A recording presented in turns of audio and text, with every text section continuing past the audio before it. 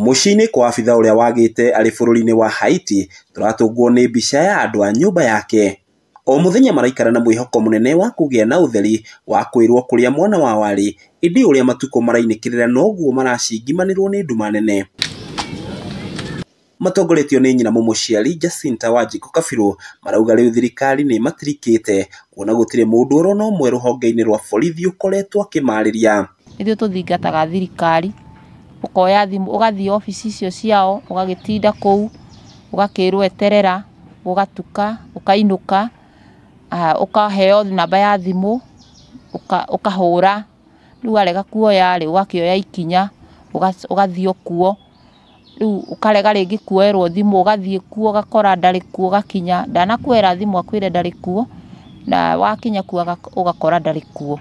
Ona thengia wa kwirutaniria kuingira wabici tiganite cia thirikari, Wanjiku arauga matiri anja orona imwe mamukirite. Thirikari ndiri undu iratwira no gutwira yatwirire mwana muthigari ni arorire ndaramenyeka hari ari na ni maramwetha makinyio horo hau ona gutwira muthenya no turathie na mbere tondu ni ndireciragia thirikari niyo yagirirwo ni gutwiraga atiriri o rucini riu ni gwakia tondu riu kuu ni rucini ni turaire tugietha na niguo twarokera na no turetha no matitwiraga uguo.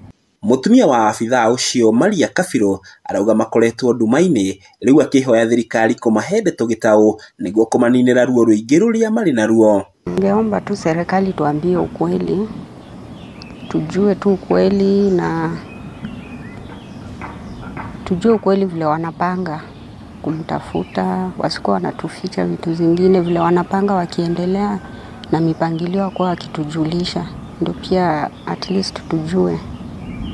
Ndio tumeachwa tu kwa giza, tujui chochote. Tukoretwo tugithie ku gucariria thirikari ituteithie itwire kuria mwanake witu ari na uteithio wote mangiota gutuhe kana ta family na aciari a mwanake uyu no uti undu uteithio wothe tuhetwo ni thirikari ona twathi kugurumirira makiria ni twakora utirona uteithio turia twagio ni kuheo kana tutire kuheo ni thirikari kuringana ati ni matwire mwana witu ndari hori makinyitie ha. Oho ningi ni matariirie uria makoretwo na ihinda iritu kuona muthuri we niwe wa maheaga mugate wa umuthenya mari na kana gake. Ngojelea ahadi zenye tunapewa tupati, sasa imefanya maisha imekuwa ngumu, si rahisi vile. Kila kitu ende akwa anatusimamia atakako huko. Sasa unaona hayuko inakuwa si rahisi.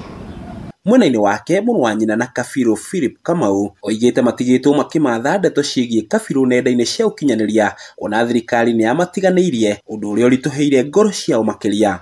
Rito we thirikari ni twire the information ni matwire haria makinyitie na operation matwire uria marona to maundu maingi muno turamenya na social media tukuigua ringi social media ni njega na ni njuru ni guthie ugakora hena interview irekirwo marauga mena information maramenya video ya trendaga ati ahurukite tiama turamenya social media handu hau hari ona ma comment maingi riu ukora tio maroka gutwetha matwire ati tukinyitie mission haha ni ithu turathi kumetha gatinda ukihura thimu ikarega.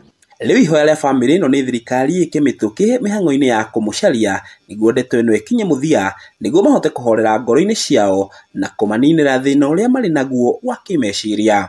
Handu-ini ha Kameme TV kuma kaunti-ini ya Kiambu, ritwa riakwa ni Njau ya Kinuthia.